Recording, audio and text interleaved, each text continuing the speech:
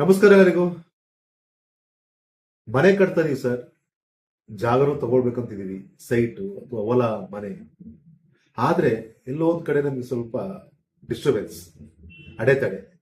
ದುಡ್ಡಿದೆ, ಎಲ್ಲ ಇದೆ, ಕಂಪ್ಲೀಟ್ ಆಗ್ತಾ ಇಲ್ಲ.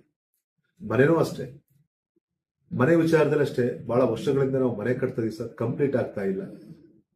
ಈ ತರ ಒಂದು ವಿಚಾರ ಬಂದಾಗ ಇದಕ್ಕೆ ಒಂದು ವಿಶೇಷವಾದಂತಹ ಒಂದು ತಂತ್ರವನ್ನು ತಿಳಿಸ್ಕೊಡ್ತೀನಿ.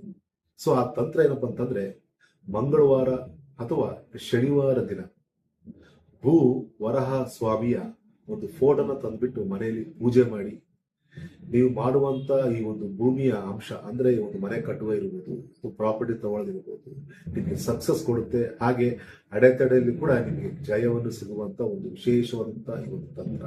ಅದರಲ್ಲಿ ಕೂಡ ಹೆಚ್ಚಾಗಿ ಈ ಒಂದು ಭೂ ವರಹ ಸ್ವಾಮಿಯ ಪೂಜೆ ಮಾಡೋದ್ರಿಂದ ನಿಮ್ಮ ಕೆಲಸ ಕಾರ್ಯಗಳು ಕೂಡ ಅದ್ಭುತವಾಗಿ ಕೆಲಸನ ನಿರ್ವಹಿಸುತ್ತೆ.